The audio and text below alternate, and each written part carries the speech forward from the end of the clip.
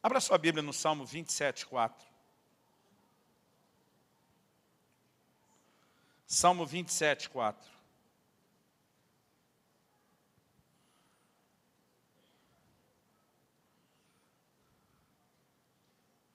Eu tinha na minha lembrança que em outra ocasião eu compartilhei aqui essa palavra que deu origem ao livro, até que nada mais importe. Fui consultar meu HD externo ali, o pastor Henrique, ele falou, não, você realmente falou disso. E eu quero falar de algo muito relacionado com essa palavra que deu origem ao livro, que também é um dos capítulos do nosso livro, porque eu acredito que, de fato, é hoje uma das mensagens que mais queima no meu coração e comunicar o que está nele. No Salmo 27:4, nós temos uma declaração de Davi. E ele diz assim, uma coisa peço ao Senhor. Outra versão diz, uma coisa pedi ao Senhor. E diz, e a buscarei, que eu possa morar na casa do Senhor todos os dias da minha vida, para contemplar a beleza do Senhor e meditar no seu templo.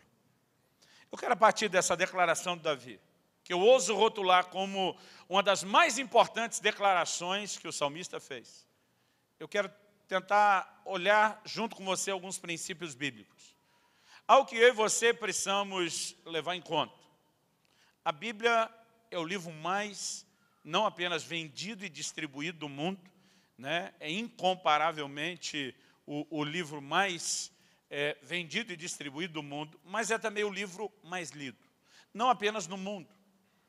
No Brasil, nós temos uma pesquisa feita, né, por várias associações de livros, livreiros e leitura.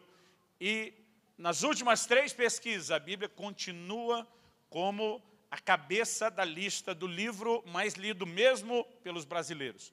Que dentre os povos do mundo não está entre os melhores leitores, mas a Bíblia continua ocupando esse lugar. A Bíblia não é só o livro mais lido do mundo, mas da Bíblia o livro mais lido, sem sombra de dúvidas, é o livro de Salmos. E por que eu estou dizendo isso? Porque dos 150 salmos, que são a porção mais lida do livro, mais lido no mundo todo, quase metade desses salmos são de autoria de Davi. Cerca de metade. A outra metade, ela se subdivide em muitos autores, inclusive vários deles anônimos. A gente diria que dos outros, sem ser Davi, que não são os anônimos, nós temos cerca de apenas 1/3 dessa outra metade.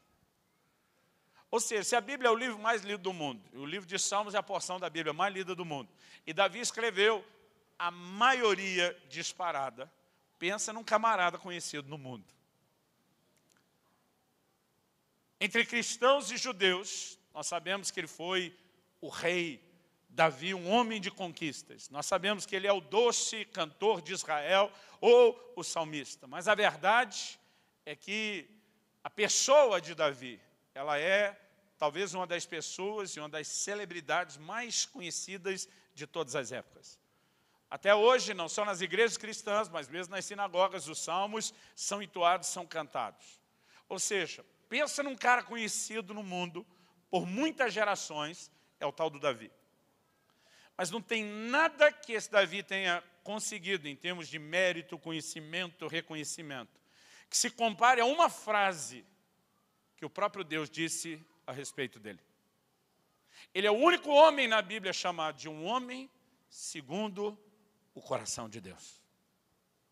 Agora, a pergunta que eu e você precisamos fazer, o que leva Deus a fazer tal declaração sobre Davi? Com certeza não é porque ele foi um homem perfeito ou completamente santo, porque a mesma Bíblia nos mostra que essa não foi bem a história de Davi. Na verdade, só a mancada de Davi, no caso de Batseba e Urias, já poderia ser o suficiente para manchar e macular completamente a sua história. A pergunta a ser feita é, como Deus olha para um camarada imperfeito, como Davi, e consegue rotulá-lo de um homem segundo o meu coração? O que eu e você precisamos entender que Deus não está procurando perfeição em gente imperfeita. Embora Ele tenha o poder de nos aperfeiçoar, Ele não está procurando isso em nós antes de nos oferecer recursos para chegar lá. Mas Ele está procurando algo em nós, mesmo quando nós ainda somos imperfeitos. É a capacidade de ter um coração que se deixa ser atraído e cativado por Ele. É ter a capacidade de entrar nesse lugar, onde Ele se torna tão importante para mim e para você, que nenhuma outra coisa é tão importante como Ele é. E acredito que quando a gente fala de chegar a esse lugar onde nada, absolutamente nada mais importa, onde nada concorre com o lugar dele, envolve entrar nesse lugar de descoberta de quão importante e extraordinária é a pessoa de Deus. O apóstolo Paulo, quando diz em Filipenses 3, ele faz a afirmação que antes para mim era lucro, agora se transformou em perda. Ele não está falando de ganhos materiais, ele não está falando de valores monetários. A gente sabe que ele está falando de coisas espirituais. Então, quando ele diz o que antes para mim era lucro, ele está falando de um outro valor que não tem nada a ver com dinheiro. Ele está dizendo que antes para mim era importante. Agora perdeu completamente a sua importância. Porque o que antes tinha valor e importância perdeu a sua importância. Ele diz por causa da sublimidade, do conhecimento de Cristo Jesus, meu Senhor. Ele diz, por amor do qual sofro ou tenho como perda todas as coisas.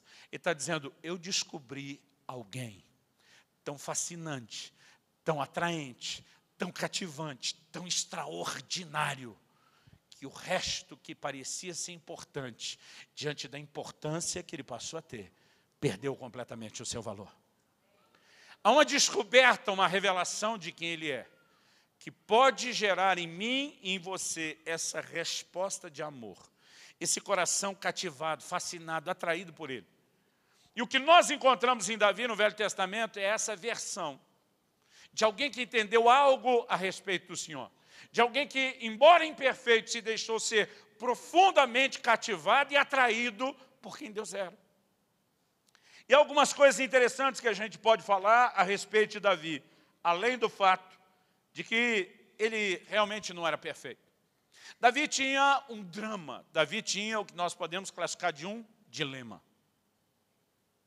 Pensa num cara frustrado, quando ele olhava para a casa de Deus. Primeiro, quando ele assume o reinado, um dos seus primeiros atos reais foi trazer de volta a Arca da Aliança, que simbolizava a presença de Deus, que havia sido perdido nos dias de Eli. E durante os dias de Samuel e Saul, a arca nunca foi recuperada e trazida, não para o seu lugar. Ela deixa de estar entre os filisteus, volta para os tempos de Israel, mas nunca ocupou o seu lugar. Aquilo que era o maior símbolo da presença de Deus entre o povo, nunca foi honrado ou valorizado. O primeiro ato real de Davi é trazer a arca de volta. Alguns estudiosos discutem e dizem, não, esse não foi o primeiro ato real, isso foi o segundo. O primeiro foi a conquista da fortaleza dos jebuseus. Pois bem, é justamente a fortaleza dos jebuseus, que depois se torna Sião, a cidade de Davi, para onde ele levou a arca. Então, se o primeiro ato não foi trazer a arca, o primeiro ato foi preparar o lugar para onde a arca seria trazida. E imediatamente o segundo ato é trazer a arca. Davi não estava obcecado por um objeto que ele tratava como uma espécie de amuleto ou talismã. Ele reconhecia que aquilo simbolizava uma presença. E ele era alguém que amava e valorizava a presença. Ele era alguém que dizia, eu não posso viver sem a presença. E aqui no Salmo 27:4 ele diz, uma coisa eu peço ao Senhor, uma só. Pensa num cara que como rei podia ter o que quisesse. E não só como rei, pensa num cara que como servo de Deus tinha crédito diante de Deus. Quando ele peca e Natan vem confrontá-lo, a palavra profética que Natan dá é a seguinte, eu te dei isso, isso, isso e isso. Aí da parte de Deus ele diz assim, e se fosse pouco, eu teria dado mais. Deus está dizendo, se você falasse que isso não é o bastante, eu estava disposto a ir bem mais longe por causa de você. Pensa num cara que tinha crédito com Deus. Agora esse cara que como rei pode ter o que quiser, esse cara que tem crédito com Deus diz, eu só preciso de uma coisa, eu só quero uma coisa. Habitar no seu santuário todos os dias da minha vida. Por que, Davi? Porque lá você está protegido dos seus inimigos? Não. Por que, Davi? Porque lá você sente que vai ser abençoado? Não. Por que, Davi? Para contemplar a formosura dele. Davi dizia, cara, eu sou apaixonado por esse Deus. Eu preciso admirar a beleza desse Deus. Eu quero meditar no seu santo templo. Essa palavra aqui traduzida, meditar, no Salmo 27:4, inquirir, em outras versões, significa estudar, examinar.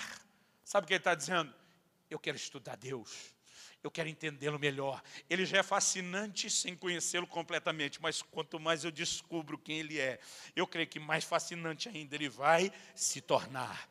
Eu quero conhecê-lo, eu quero desfrutá-lo, eu quero admirá-lo, eu quero ficar babando diante dele. É por isso que eu quero estar na casa dele todos os dias da minha vida.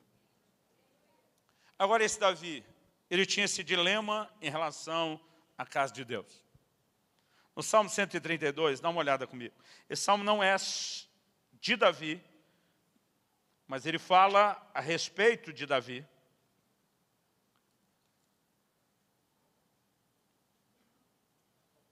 E esse cântico diz, a partir do verso 1, no Salmo 132, lembra-te, Senhor, a favor de Davi, de todas as suas provações, de como jurou o Senhor e fez votos ao poderoso de Jacó. Então, repito, o salmo não é dele, é gente lembrando a atitude dele. Quais eram os votos que ele fez? Verso 3. Não entrarei na tenda em que moro, nem subirei ao leito em que repouso. Não darei sono aos meus olhos, nem repouso às minhas pálpebras, até que eu encontre lugar para o Senhor, morada para o poderoso de Jacó. Qual era a frustração de Davi, por assim dizer? Ele fala ao profeta Natan, cara, eu habito num palácio, a casa de Deus é uma tenda. A morada da arca é uma tenda, está errado isso. A casa dele tinha que ser melhor que a minha. Aí diz para Natan, eu vou construir uma casa para ele, um templo que o honre. E Natan, imitando Galvão Bueno, diz, vai que é tua, Davi. Mas quando Natan sai dali, o Espírito Santo chama a atenção do profeta e diz, quem foi que te disse que era para você aprovar o que ele quer? Volta lá e diga que quem vai construir essa casa não é ele, é seu filho. Ele volta e diz, o Senhor mandou dizer, você é um homem que derramou muito sangue, você tem um sonho que é legítimo, você vai fazer o projeto, você vai provisionar, você vai fazer tudo, mas quem termina é seu filho, não é você. E o templo de Salomão é algo extremamente suntuoso e extraordinário. Aliás, o tabernáculo de Moisés já não era uma coisa qualquer. Deus diz para Moisés, pega os melhores artesãos, os melhores artistas dentro do povo. Deus diz agora, não basta eles serem os melhores e terem uma capacidade de alto nível. O Senhor diz, eu vou enchê-los do meu Espírito Santo. E eu vou dar habilidade sobrenatural para que o projeto que eu te mostrei no monte seja executado à risca. Então, duas coisas para se dizer sobre o tabernáculo de Moisés. Primeiro, era a casa que Deus queria, do jeito que Ele queria, do modelo dele.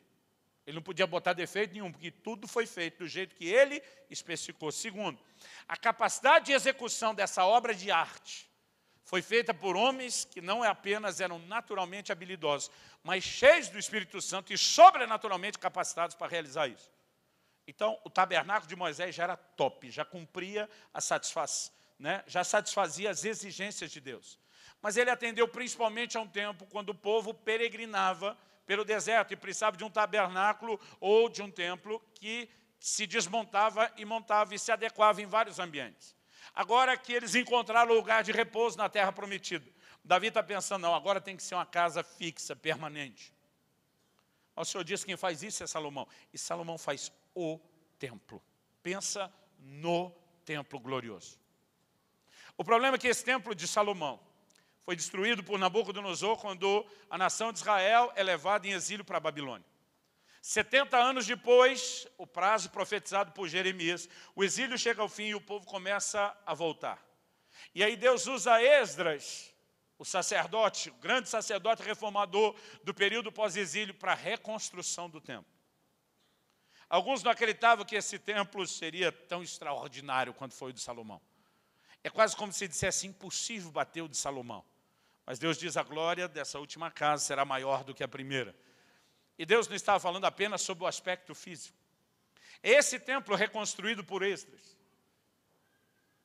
que Jesus frequentou nos seus dias, foi o templo reformado e ampliado por Herodes, cuja esplanada está lá até hoje. Foi diante dessas construções que os discípulos dizem para Jesus, que pedras, que edificações. Nós temos na Bíblia 3 casas, e todas elas foram extremamente impressionantes. O tabernáculo de Moisés, o templo de Salomão e o templo de Esdras reformado ou ampliado por Herodes. Sabe o que é interessante? No Novo Testamento, a palavra de Deus claramente mostra que isso não tem mais nenhuma utilidade. Em Atos, no capítulo 7, Estevão pregando diz: Deus não habita em templos feitos por mãos de homens. Ele está dizendo, esse tempo acabou. Mas apesar do tempo ter acabado, e agora o templo sermos nós, porque ele habita em nós, nós somos o santuário de Deus, nós somos morada de Deus no Espírito.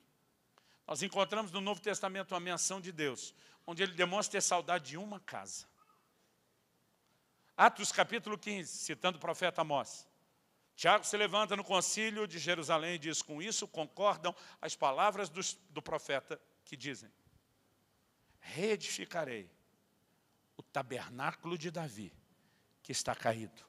Levantá-lo-ei das suas ruínas. Sabe o que é interessante? Deus não fala do tabernáculo de Moisés, Deus não fala do templo de Salomão, Deus não fala do templo de Herodes, ou de Esdras, ampliado por Herodes. Deus fala só do tabernáculo de Davi. O que era o tabernáculo de Davi? O tabernáculo de Davi é algo que normalmente nós nem relacionamos nas casas que Deus teve. Foi o lugar onde, quando a arca foi trazida, ela fica até que o templo de Salomão seja construído. A arca nunca voltou para o tabernáculo de Moisés em Siló, de onde saiu. E quando ela volta, Davi levanta apenas uma tenda. Um chão de terra batido, não tem nada extraordinário. Mas nessa tenda ele coloca a arca no centro, para dizer que a partir de agora, ele e a presença dele é o centro de tudo.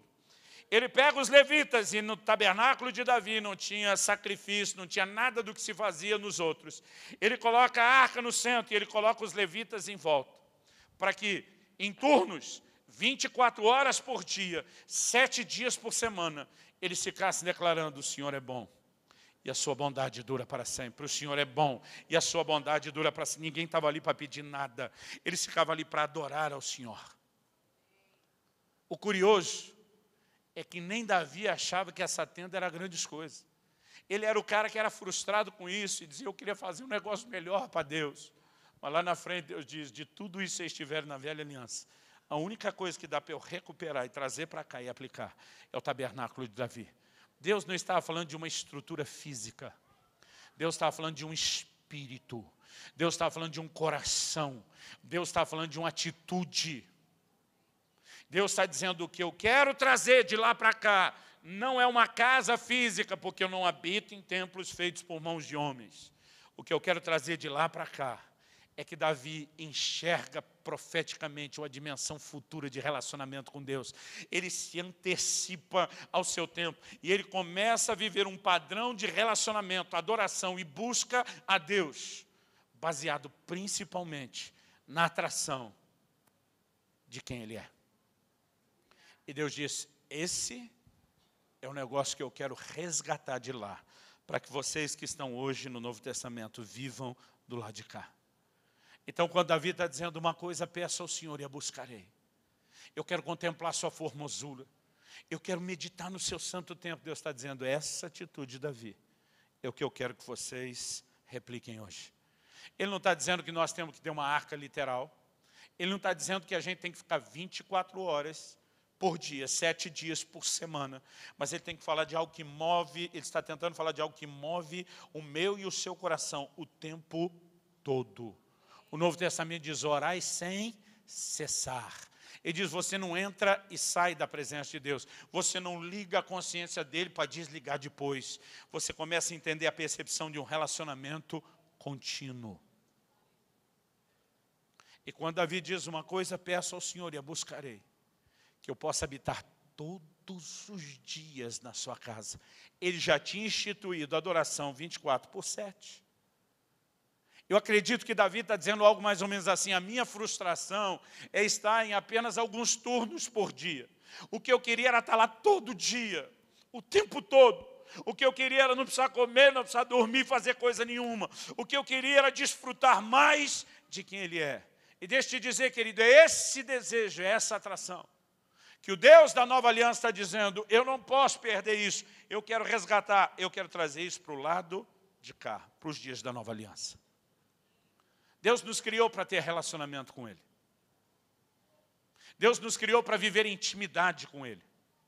E esse padrão de relacionamento e intimidade, ele não será vivido baseado num senso de obrigação. Muitas vezes, quando eu e você, sem perceber, começamos a entrar no padrão de relacionamento, onde a gente faz as coisas porque tem que ser feito e não movido por atração, nós não percebemos o quanto uma performance religiosa pode ferir o padrão e o plano que Deus tem para nós. Há 10 anos atrás, Deus me confrontou. Eu tinha decidido fazer de 2008, na virada do ano, o ano da busca. Eu entrei fazendo o que na época foi o maior jejum da minha vida. Passei 21 dias só na água, 3 semanas direto. E eu falei para minha esposa, eu não vou só fazer o maior jejum da minha vida. Eu quero buscar Deus como eu nunca busquei antes. Naquele ano eu cheguei a ler, num mês, a Bíblia toda, de capa a capa, 2 vezes, de ponta a ponta, em um mês. Eu estava decidido a dar o melhor de mim no jejum, na oração, na leitura bíblica, e penso num cara que estava embalado, mas logo no começo do ano, Deus me confrontou. Eu lembro que Ele me disse, com todas as letras, baseado na declaração de Paulo em Filipenses 3, quando ele diz o que para mim tinha importância, perdeu a sua importância, baseado na descoberta de quem Ele é, o Senhor começou a falar ao meu coração, você nomeou 2008, o ano da busca. Mas a única coisa que você conseguiu melhorar foi a performance da busca. Isso não significa que o seu coração esteja mais interessado em mim do que estava antes. O Senhor me disse, você está quebrando todos os seus recordes. Você fez um jejum maior do que tinha feito, você está lendo mais a Bíblia do que tinha lido antes. E a única coisa que você conseguiu no final disso é ficar mais metido do que estava antes. Isso não significa que o seu coração me deseje mais do que você desejava antes. Pensa na invertida. Eu nunca tinha ouvido ninguém falar da performance da busca. Mas o Senhor me fez lembrar, esse povo me honra com os lábios, mas o seu coração está longe de mim. Gente, vamos pensar. Deus nunca esteve atrás da sua adoração. O que Jesus falou para a mulher samaritana foi que o Pai procura adoradores, não que Ele procura a sua adoração. O que Deus está atrás não é seu culto, não é sua adoração. De quem Ele está atrás é você. É de você que Ele está atrás. É você que Ele quer. A adoração é apenas o meio através do qual você vai a Ele e se conecta com Ele. Alguns de nós achamos que Deus quer adoração. Você acha que a adoração não era boa o suficiente no céu? Que Deus precisou criar a gente para dar um up, uma melhora no negócio? Deus nunca esteve interessado na sua adoração, mas sim em você. Agora, olha como é contraditório. O Senhor diz, esse povo me honra com os lábios, me dá aquilo que não é o que eu mais quero, adoração. Mas o seu coração, que é o que eu mais quero, eles mantêm longe. Você não acha que é contraditório isso? Eu acho que é muito. E naquele dia o Senhor me fez entender algo. E eu quero tentar ilustrar isso de outra forma, para te ajudar a entender. Daqui uma semana e pouquinho, 10 dias, Kelly e eu vamos completar 23 anos de casados. Eu fico pensando o seguinte, se cada manhã que eu acordo do lado da minha esposa, eu olhasse para ela e falasse para ela, eu amo você. E quando ela abrisse aquele sorriso de satisfação, eu atropelasse ela com uma outra frase. Fazer o quê, né? Deus mandou? Não tem jeito mesmo? Já que não tem opção, estamos aqui, né? Porque Efésios 5 me dá, e não só para mim, para todo marido, um imperativo. Maridos, amai as vossas mulheres. Não é uma opção. Não está lá um hashtag fica a dica. É uma ordem, é um imperativo. Amai. Isso mostra o quê? Que amor não é só um sentimento espontâneo. É fruto de uma decisão de entrega e de rendição. Eu sou obrigado a amar minha mulher. Agora, por que não adianta falar isso para ela? Mas pastor, o senhor não é obrigado a amá-la? Sou. Ela não sabe disso? Sabe. Então, qual seria o problema de falar isso? O problema é que ela não espera que eu cumpra a obrigação só com o senso de obrigação. Ela espera que eu cumpra a obrigação com o senso de prazer, não só de dever. Por quê? Porque há uma diferença enorme entre uma coisa e outra. Se eu cumpro a obrigação com o senso de prazer, eu estou dizendo, mulher, você é uma pessoa tão fascinante, tão encantadora, tão atraente, tão extraordinária, que a obrigação que me foi dada não é um peso, é um privilégio. E com isso eu estou valorizando quem ela é. Eu estou dizendo, sua pessoa torna isso tão fácil. Você é alguém tão atraente, que isso nunca vai ser um peso. E com isso, eu estou exaltando quem ela é. Agora, se eu cumpro a obrigação só com o senso de obrigação, talvez não tenha nada mais egoísta do que isso. Eu estaria dizendo para ela o seguinte: quem você é não importa. O que importa é que me deram uma ordem para eu ficar bem na fita, eu tenho que cumpri-la. Então, estou cumprindo minha obrigação. Nem você, nem Deus, nem ninguém pode reclamar. Isso não valoriza a pessoa. Isso valoriza o ego de quem está do lado de cá. E quando Deus me disse, tudo que você conseguiu fazer foi ficar só mais metido que antes, Ele estava me dizendo, você ainda não entendeu o que é me buscar pelo senso de prazer. Quando Jesus confronta o anjo da igreja de Éfeso, que tinha uma alta performance, Ele disse, tenho porém contra ti que abandonaste o teu primeiro amor. Agora, olha que legal que Deus diz para ele. Ele diz assim, lembra de onde caíste. Sabe o que é interessante? Deus não apela por senso de obrigação. Ele não fala para o anjo da igreja, cabeção, você não sabe que me amar de todo o coração, alma, entendimento, força, é o maior mandamento? Não dá para cumprir nem o básico. Ele não está cobrando obrigação. Quando ele diz, lembra de onde caíste. Ele está dizendo, se você lembrar que o que nós tivemos já foi melhor do que o que nós estamos tendo agora. Talvez isso provoque em você um senso de saudade. Talvez isso te lembre do senso de prazer. E se você lembrar que o que você teve era melhor do que agora, talvez isso te ajude a se arrepender do que você perdeu. Não porque eu quero você se culpando ou debaixo de condenação, mas porque se você se arrepender, isso vai te ajudar a entender o que eu realmente quero de você. Volta à prática das primeiras obras. Sabe o que ele está dizendo? O que eu perdi não foi o seu amor. O que eu perdi foi você. Eu preciso que você volte àquele primeiro amor, para que eu tenha você de volta. Quando Deus criou e estabeleceu o primeiro casal no jardim, eu brinco que ele não respeitou nem a lua de mel dos dois. Todo dia ele estava lá visitando os dois. Irmão, meus pais não me visitaram na lua de mel, sou grato a Deus por isso. Eu nem liguei para meu filho na lua de mel. E não vou fazer isso quando minha filha casar. Mas Deus todo dia estava lá. Para mim era a forma dele dizer, vocês podem festar à vontade, mas eu quero ser parte da vida de vocês todos os dias, todos os dias, todos os dias. Quem está entendendo, diga amém. Alguém esses dias mandou uma mensagem e falou, pastor, o senhor já percebeu?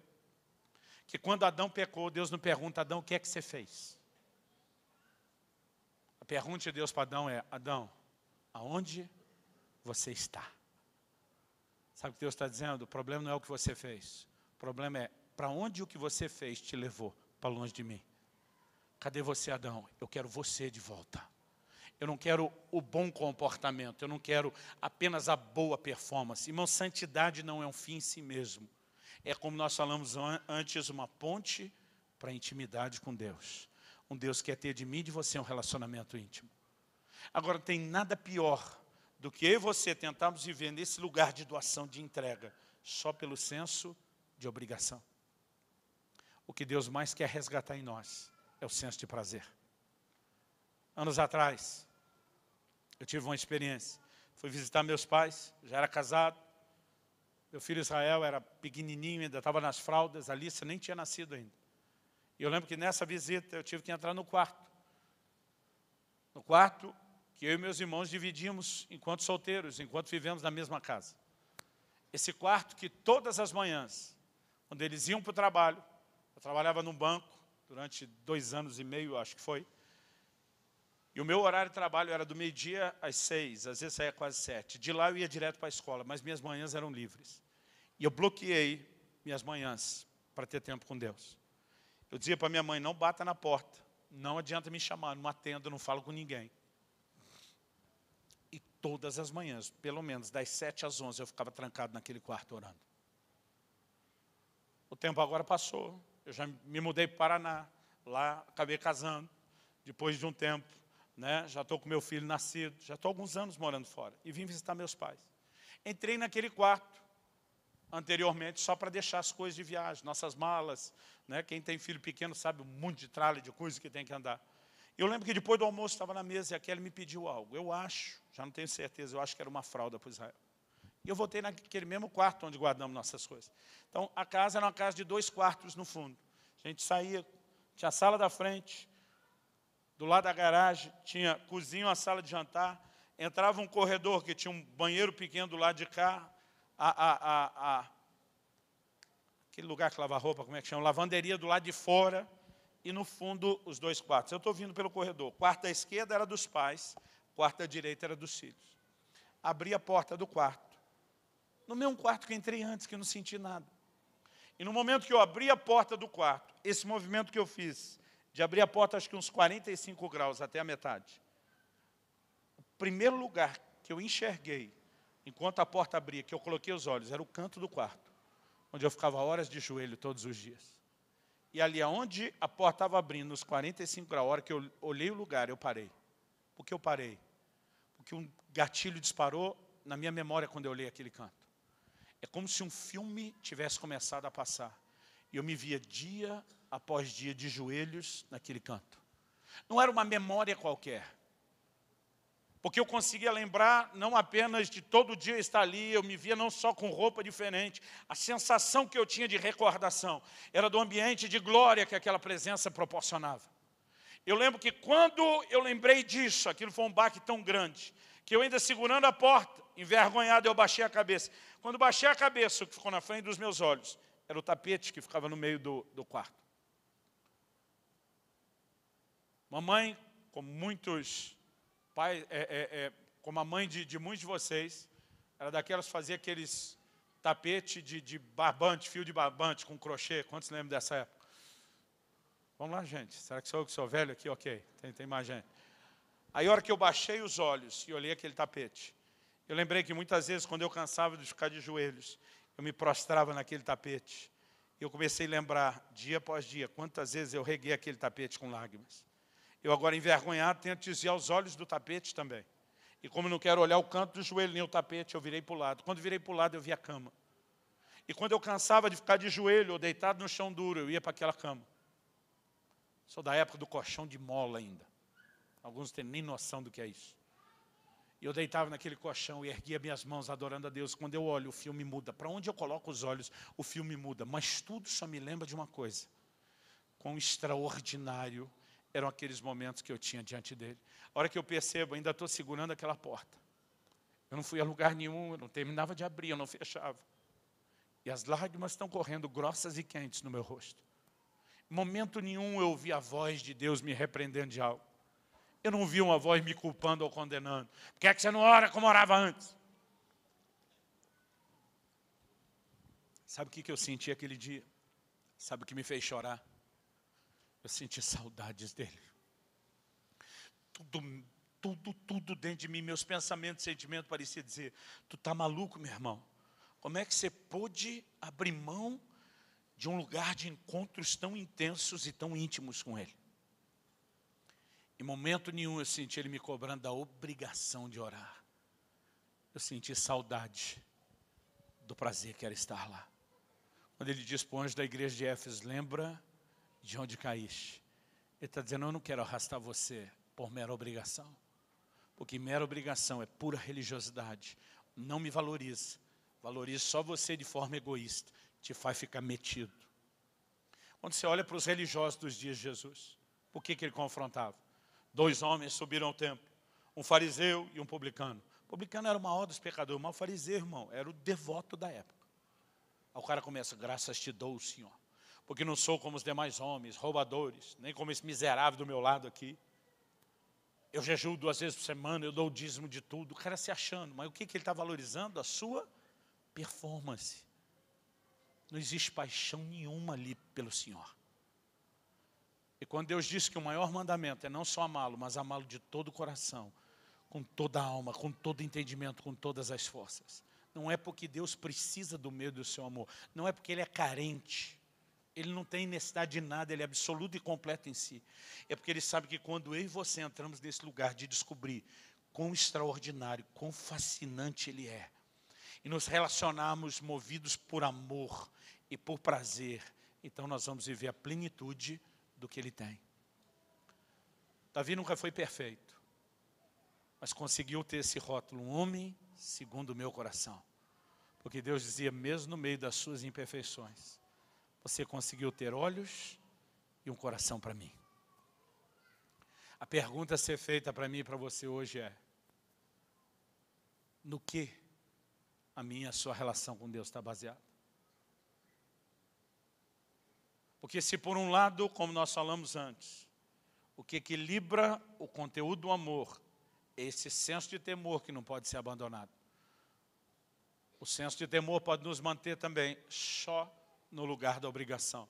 Não vou fazer nada de errado para não pagar a conta. Vou fazer o que é certo só para que Ele me elogie, mas ainda assim tudo diz respeito a mim. E Deus quer me levar a um lugar onde tudo diga respeito a Ele. É por isso que Paulo dizia, porque dele, por Ele e para Ele são todas as coisas. É quando nós conseguimos entender que Ele é o centro de tudo. Irmão, Deus é uma criatura. Criatura não, porque Ele não foi criado. Deus é um ser, Deus é alguém tão extraordinário, que é o que me chama a atenção e eu quero encerrar com isso. É que Isaías tem uma visão cerca de 700 anos antes de Cristo. Ele vê os serafins à volta do trono de Deus, proclamando santo, santo, santo é o Senhor dos exércitos. 700 anos antes de Cristo. O que ele chama de serafins, muitos tentam atribuir, dizendo, é uma categoria angelical. E muitos estudiosos questionam, porque em nenhum outro lugar da Bíblia fala de uma criatura chamada serafim. Serafim significa aquele que queima, que arde. E ela pode ser só um adjetivo do zelo que esses seres que estão em volta do trono têm. Quando você pega as descrições deles, a quantidade de asa, como se comporta, a maneira que tem, e cruza com as informações do livro de Ezequiel, lá eles são chamados de querubins. Quando você vai para o livro do Apocalipse, João tem uma visão no finalzinho do século, quase no ano 100. Ele escreveu o livro mais ou menos no ano 96 depois de Cristo. Então, entre a visão de Isaías, cerca de 700 anos antes de Cristo, e a visão de João, nós temos cerca de 800 anos. E João classifica não como querubins nem serafins. Ele chama o que ele viu de seres viventes. E ele diz que eles estão diante do trono de Deus, dizendo, santo, santo, santo é o Senhor dos exércitos. Gente, 800 anos depois, a Bíblia não só diz que eles estão lá, mas diz que eles fazem isso noite e dia, sem descanso, ininterruptamente. Agora, você consegue se imaginar, não vamos falar de quando isso começou, e nem do fato de que não tem fim. Vamos pegar só esses 800 anos. Você consegue se imaginar 800 anos, noite e dia, sem descanso, diante do trono de Deus, chamando Ele de santo? Eu fico imaginando que depois de 100 ou 200 anos, a gente já estaria naquele nível de empolgação. Santo. Santo. S-A-N-T-O. Santo. Você consegue se imaginar 800 anos falando a mesma coisa? E repito, o texto não limita a atividade deles a apenas 800 anos. Agora, deixa eu te dizer, não importa se foi 700 anos antes de Cristo, Isaías vê empolgação neles. Não importa se é 100 anos depois de Cristo, João não vê só empolgação neles. Sabe o que João diz? Eles são cheios de olhos. Uma versão diz, por detrás e por diante. Uma outra diz, por dentro e por fora. Eu vi um pregador dizer que provavelmente 2 olhos não seriam suficientes para contemplar tanta beleza. Eles não estão lá diante do trono de castigo, eles não estão lá porque foram obrigados. Eu acredito que eles não conseguem mais sair de lá. Eles estão simplesmente cativados pela revelação de quem Ele é, dizendo, santo, santo, santo. Deixa eu te dizer, Ele é um ser inesgotável. Inesgotável. E nós mal arranhamos a superfície de um pouquinho de revelação e perdemos o interesse da descoberta. Deus está olhando para a maioria de nós e dizendo, eu sei que hoje vocês têm condição de viver uma santidade melhor que a de Davi. O Espírito de Deus habita em vocês, vocês têm uma nova natureza, tem uma graça empoderadora para vocês viverem a santidade. Mas Deus está dizendo, eu queria um tiquinho de nada da paixão que Davi tinha dentro de cada um de vocês. Eu queria um tiquinho de nada da fascinação que Davi demonstrou dentro de cada um de vocês. Porque isso vai nos levar ao lugar de não só descobrir quem Ele é, mas de vivermos no lugar onde nada, absolutamente nada, é tão importante quanto Ele é. Quem está entendendo, diga amém. Quem recebe essa palavra, diga amém. Vamos ficar em pé para parecer que está acabando.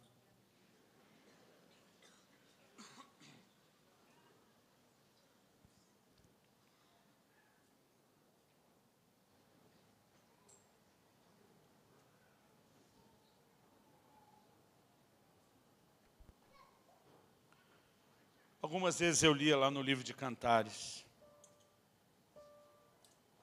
a expressão, dá-me olhos de pomba. Durante muito tempo eu nunca entendi isso. Um dia minha esposa estava cantando e ao mesmo tempo traduzindo uma canção da Miss Edwards, lá do IHOP de Kansas City, onde ela diz, dá-me olhos de pomba. A Kelly falou, você já parou para pensar ou para estudar esse negócio dos olhos de pomba? Eu falei, não. Ela me falou algo que logo depois eu ouvi de um outro ministro, dias depois, poucos dias depois. Ela diz, a pomba não tem uma visão multifocal. Como a mosca, por exemplo, um inseto que, quando você mexer a mão, ela está percebendo todo o movimento, extremamente arisco. Se você já andou numa praça cheia de pombas, você percebe que você quase pisa em cima dela, ela não te vê.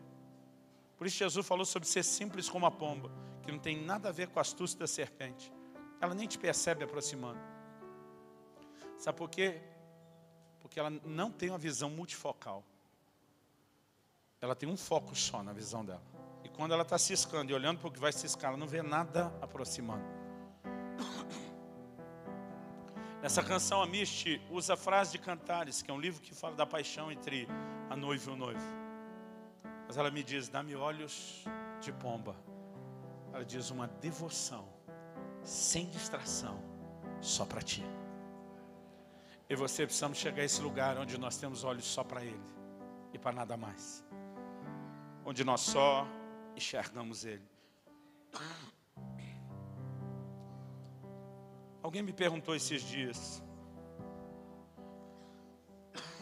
pastor, o senhor não acha que está faltando fome para a igreja brasileira? Eu falei, acho. A verdade, tenho repetido isso há alguns anos. O que nos falta não é pão, não é alimento. Nós nunca tivemos tanta revelação da palavra. E sabe o que é curioso? Eu sou parte de uma geração que não tinha internet. A gente viajava longas distâncias, sem recursos, sem as facilidades de hoje, para ouvir uma palavra. Hoje as pessoas têm tudo à disposição e não parece ter interesse. Em Amós 8:11 Deus diz, eis que vem dias, diz o Senhor, em que enviarei fome sobre a terra. Não fome de pão, nem sede de água, mas de ouvir as minhas palavras. Deus está dizendo, o pão está aí, o que está faltando para vocês é fome. Mas Ele diz, eu estou disposto a enviar a fome. Eu vou provocar vocês. E nessa noite eu gostaria que você pudesse ter a coragem de dizer, Senhor, eu quero ser alcançado por essa fome espiritual. Eu quero ser alcançado por esse despertamento. Eu quero entrar nesse lugar de ter olhos de pomba, uma devoção sem distração só para Ti. Eu quero esse espírito de Davi que o Senhor está procurando de volta. Alguém fascinado, atraído pelo Senhor. Alguém que quer cultivar relacionamento, que quer intimidade, que quer te conhecer, que quer estar diante do Senhor. Eu quero jogar nesse time de Paulo, de chegar ao lugar onde nada, absolutamente nada mais importa. Fala com Deus. Eu pedi para você ficar em pé, mas ora como você achar melhor. Em pé, sentado, de joelho, em voz alta, em voz baixa, não importa como você vai fazer isso. Esquece quem está perto de você, mesmo marido e mulher que estiverem juntos. Eu gostaria que cada um fizesse a sua oração, é você e Deus agora. Enquanto um cântico vai ser ministrado, ou até mais de um, eu não sei. Eu preferia que a princípio você não cantasse, mesmo se você conhecer a música. Eu quero que você ore, que você fale com Deus, e que você deixe Ele falar ao seu coração. É você e Ele agora.